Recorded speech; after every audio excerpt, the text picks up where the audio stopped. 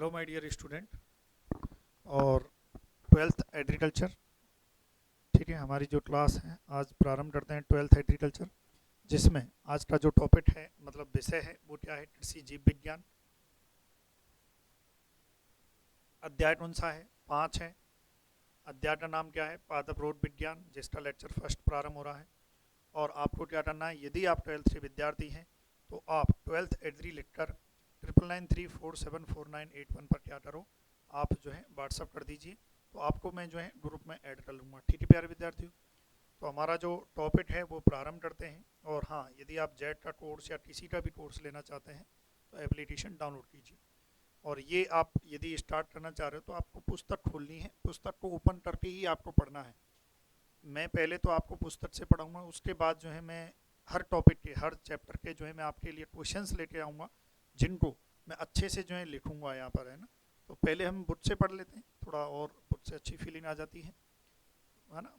Twelfth, क्योंकि twelfth में तो कोई भी शॉर्ट नोट्स नहीं होता है, आपकी ट्वेल्थ की बुक ही शॉर्ट नोट्स है कि नहीं। आपकी जो ट्वेल्थ की बुक है ना, यही अपने आप में शॉर्ट नोट्स है। तो आप ये मत सोचना कि ट्वेल्थ के भी शॉर्ट नोट्स होने चाहिए, ऐसा नहीं है ना। ट्वेल्थ ही खुद ही शॉर्ट है, ध्यान रखें इसका। चलिए, सबसे पहला जो है क्या है, पादप रोग विज्ञान की आधारशिला साइंस के रूप में 19वीं शताब्दी से प्रारंभ मानी जाती है। सन 1845 में आयरलैंड यूरोप में आलू की पछेती अन्नमारी रोग, लेट ब्लाइट ऑफ पोटैटो रोग की वजह से आलू की फसल नष्ट होने से भयंकर अकाल पड़ा और भूख के कारण लगभग 2.5 जो है 12.5 लाख लोग मरे। 15 लाख लोग संयुक्त राज्य अमेरिका तथा अन्य देशों में गमन कर गए। इस अकाल को आयरिस फैमान के नाम से जाना जाता है और इसी रोग की वजह से पादप रोग विज्ञान का जन्म हुआ। अब देखो, आप यदि ट्वेल्थ के विद्यार्थी हैं तो यहाँ से देखो कितना शानदार जो है पॉइंट ऑफ व्यू से आपके क्वेश्चंस बनेगा। पहला तो कि जो आयरिस फेमाइन है वो कब आया था? जो आयरलैंड है, आयरलैंड में क्या है, मुख्य रूप से जो है आलू की खेती की जाती है। अब उस आलू में क्या हुआ, लेट ब्लाइट ऑफ पोटैटो, एक रोग होता है आलू का, पछेती अन्नमारी रोग, जिसका रोग जनक या रोग कारक होता है फाइटोप्थोरा इन्फेस्टेंस। यह रोग आलू में लगा और इसने वहाँ के ज़्यादातर जो फसल थी आलू की उसको नष्ट कर दिया। बहुत तगड़ी भुखमरी आई, है ना। कब की बात है? 1845। और इसी को हमने क्या नाम दे दिया, आयरिस फैमान। तो देखो, ये आपके 2-3 तरीके से क्वेश्चन पूछा जा सकता है। पहला क्वेश्चन ये बनता है कि आयरिस फैमान कब आया था? 1845 में।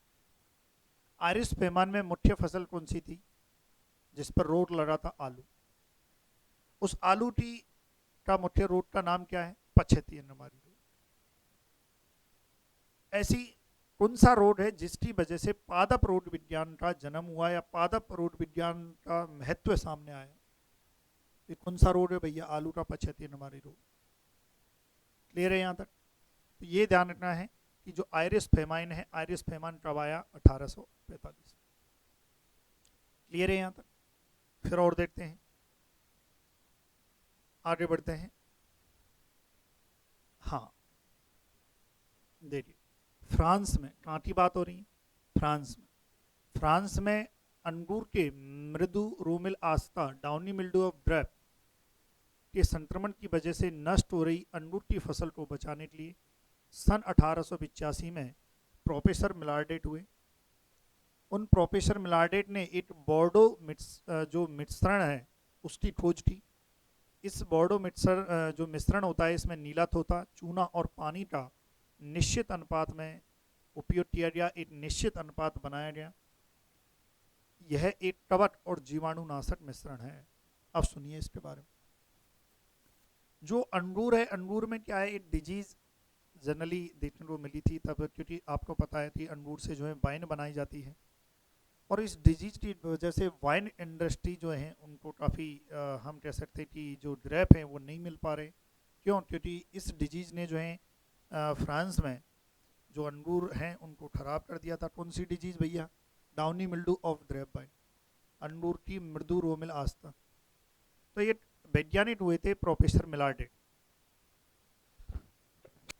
सॉरी, प्रोफेसर मिलार्डेट हुए इन प्रोफेसर मिलाडेट ने साहब ने क्या किया, 1885 की बात है, ये देखा कि यार ये तो बहुत बड़ी समस्या है, इस समस्या का समाधान इन्होंने ढूंढा और इन्होंने एक मिश्रण बनाया जिसे नाम दिया बोर्डो मिश्रण। अब इस बोर्डो मिक्सर में किस किस चीज का यूज किया, नीला थोथा का यूज किया, चूना का यूज किया और पानी का यूज किया।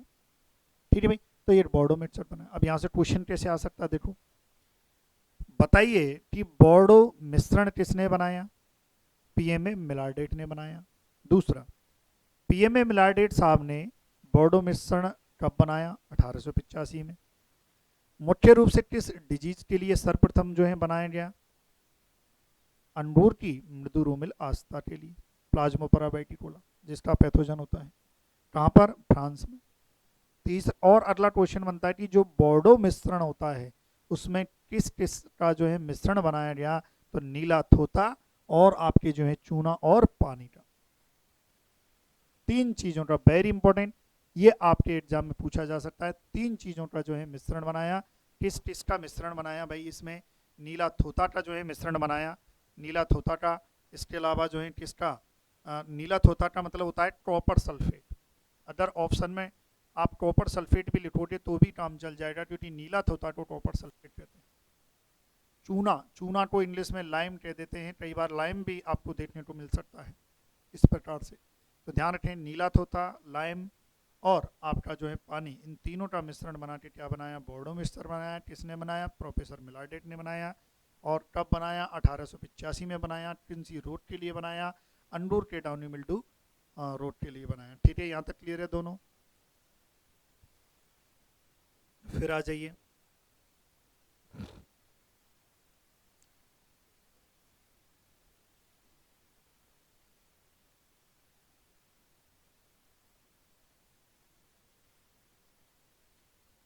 सन 1943 में, वेरी इंपॉर्टेंट, चावल के जो है brown leaf spot of rice द्वारा चावल की फसल नष्ट होने से भारत में भयंकर अकाल पड़ा, जिसे बंगाल का अकाल कहते हैं। आपको पता हो तो चावल का सर्वाधिक जो उत्पादन होता है वो कहाँ पर होता है, पश्चिमी बंगाल में होता है। और बहुत ज़्यादा हम कह सकते हैं कि इस डिजीज, चावल में डिजीज लिखी जिसका नाम क्या था, ब्राउन स्पॉट ऑफ राइस, यानी कि भूरी पत्ती धब्बा रोग। इस डिजीज को कब लगी थी भाई, ये डिजीज कब जो है आई थी, कब देखने को मिली थी, इसके कारण जो फेमन आया था 1943 में। कहाँ पर, बंगाल में।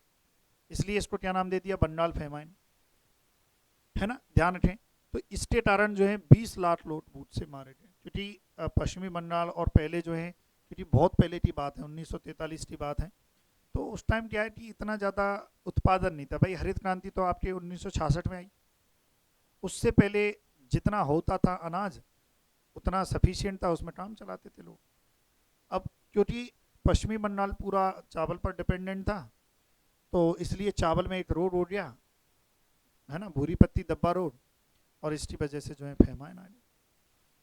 फिर उसके बाद आ जाइए, यहाँ तक क्लियर है भाई लाइन। अब यहाँ से भी क्वेश्चन आ सकता है कि जो बंगाल फेमाइन है वो कब आया था, 1943 में आया। देखो, जो आयरिश फेमाइन है, जो आयरलैंड का जो अकाल है, वो तो 1800 आपके कित में आ गया था, 1845 में ही आ गया, समझ रहे हो, ये ध्यान रखें। और ये 1943 में है। फिर उसके बाद सन 1944 में वेट्समैन साहब थे, इन्होंने स्ट्रेप्टोमाइसिन एंटीबायोटिक की खोज की, जो पादप जीवाणु रोगों के नियंत्रण हेतु बहुत लाभप्रद रही। यानी कि जो बैट्समैन साहब थे, सॉरी, जो बैट्समैन साहब थे, उन्होंने क्या किया, 1944 की बात है, इन्होंने एक स्ट्रेप्टोमाइसिन, एक एंटीबायोटिक है, उसकी खोज की। और जो जीवाणु, जो जो रोग जीवाणु से होते हैं, देखो जो रोग हैं वो कईयों से हो सकते हैं, आपके जीवाणु से हो सकते हैं, आपके वायरस से हो सकते हैं, आपके कवच से हो सकते हैं, आपके प्रोटोजोआ से हो सकते हैं, इन सभी से आपके जो हैं हो सकते हैं, निमेटोड से हो सकते हैं। अब इनमें जो जो रोग जीवाणु से होते हैं उनके लिए सबसे अच्छी टारगेट जो औषधि है, सबसे अच्छी टारगेट जो रहती है, वो क्या रहती है, स्ट्रेप्टोमाइसिन जीवाणु, सॉरी, स्ट्रेप्टोमाइसिन एंटीबायोटिक। और यही एंटीबायोटिक किसने बनाई, 1944 में बैट्समैन साहब ने बनाई थी। तो आपसे क्वेश्चन ये आ सकता है कि 1944 में बैट्समैन साहब ने कौन सी एंटीबायोटिक बनाई थी, तो स्ट्रेप्टोमाइसिन जो एंटीबायोटिक है उसको बनाया गया था। या आपसे क्वेश्चन पूछा जा सकता है कि जो स्ट्रेप्टोमाइसिन जो एंटीबायोटिक्स है उसकी जो खोज है वो किसने की थी? वेट्समान ने की। ये भी पूछा जा सकता है कब की? 1944 में की, जब जो बंगाल का अकाल पड़ा था 1943 में पड़ा था, है ना। ब्राउन स्पॉट ऑफ राइस, जिसका पैथोजन होता है हेलमिंथोस्पोरियम ओराइजी, है ना, जिसमें जो पत्तियां होती हैं वो पूरी भूरी हो जाती हैं और जिसके कारण जो उत्पादन है वो नहीं हो पाता है, क्योंकि पत्तियां ही तो खाना बनाती हैं, भोजन का संश्लेषण करती हैं। ठीक है भाई। उसके बाद अब आ जाइए 1966 की बात है। 1966 में प्रथम सिस्टेमिक फंजीसाइड कार्बोक्सिन की खोज सिमेलिन और कुल्टा ने की थी। वेरी इंपॉर्टेंट, ये भी एक अच्छा पॉइंट है, सुनिए इसको। यानी कि 1966 की बात है भाई साहब। सिस्टेमिक फंजीसाइड, देखो फंजीसाइड तो जो विभाजित करते हैं तो कई प्रकार के होते हैं। कॉन्टैक्ट, जो संपर्क में आने पर जो है डिजीज को मार देते हैं, फंजीसाइड सॉरी हाँ कवक को मार देते हैं। और सिस्टेमिक फंजीसाइड वो होते हैं कि जिनको पौधे पर छिड़को, है ना, कहीं भी पौधे पर जो है आप दे दो उनको और वो ट्रांसलोटेड होता है, एक स्थान से दूसरे स्थान पर जो है कवकनाशी स्थानांतरित हो जाते हैं। और यदि कोई कवक उस पर आक्रमण करता है तो कवक को वो वहीं मार देते हैं। तो ये याद रखें। तो 1966 की बात है। 1966 में प्रथम जो सिस्टेमिक फंजीसाइड है वो जो कार्बोक्सिन है उसकी खोज किसने की? सिमेलिन और कुल्टा ने की। वेरी इंपॉर्टेंट कि आपसे पूछा जा सकता है कि स्लेमिन और कुल्टा ने किसकी खोज की? तो स्लेमिन और कुल्टा ने एक कार्बोक्सिन की खोज की थी। कार्बोक्सिन क्या है? कार्बोक्सिन एक सिस्टेमिक फंजीसाइड है, यानी कि सर्वांगी कवकनाशी है। इसकी खोज कब की भैया? 1966 में। या आपसे ऐसा पूछा जा सकता है कि प्रथम सिस्टेमिक फंजीसाइड कौन सा है? तो प्रथम सिस्टेमिक फंजीसाइड कौन सा है भैया? कार्बोक्सिन। देखो तरीका कुछ भी हो सकता है क्वेश्चन पूछने का, समझ रहे हो? किसी भी तरीके से आपसे क्वेश्चन पूछा जा सकता है 12th के पॉइंट ऑफ व्यू। अब ये जितना भी मैं बता रहा हूँ इसमें आपको 8 लाइन में या 8 नंबर का क्वेश्चन बन सकता है। 8 नंबर का जो है आपसे क्वेश्चन पूछा जा सकता है। स्ट्रेप्टोमाइसिन की खोज किसने की? जब ये चैप्टर फिनिश होगा तब मैं आपको इसके क्वेश्चंस भी कराऊंगा और अच्छे से। आगे बढ़ते हैं। यदि आप नए हैं तो चैनल को सब्सक्राइब कीजिए और बेल आइकन को दबा दें ताकि आपको नई वीडियो बनती रहें।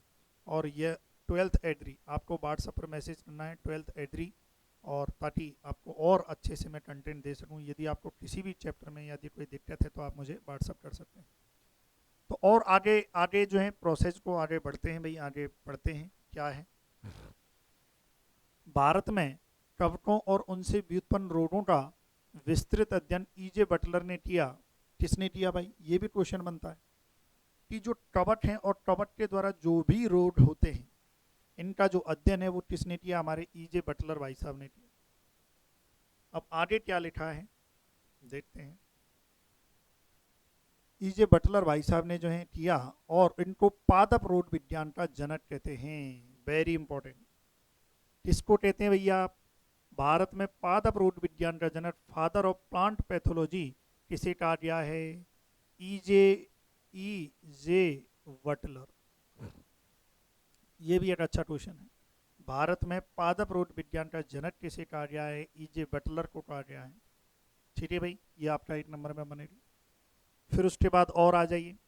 पादप रोग विज्ञान, प्लांट पैथोलॉजी और फाइटोपैथोलॉजी शब्द की उत्पत्ति ग्रीक भाषा के कितने शब्दों से हुई है? 3 शब्दों से।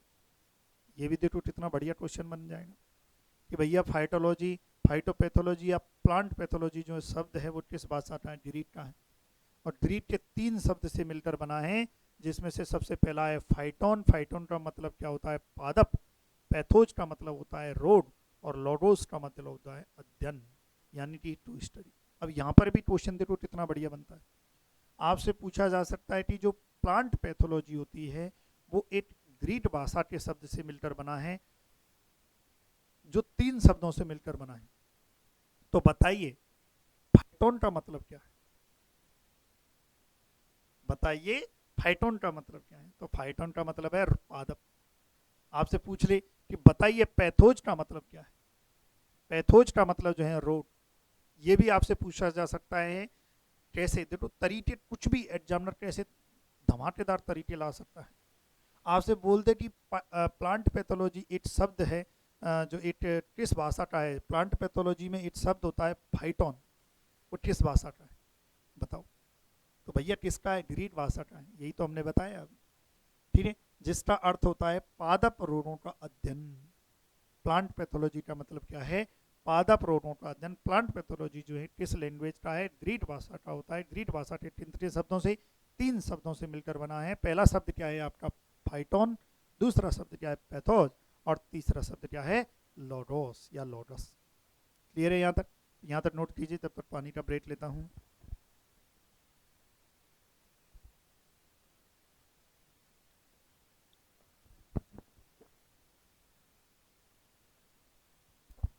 चलिए अब परिभाषा देख लेते हैं।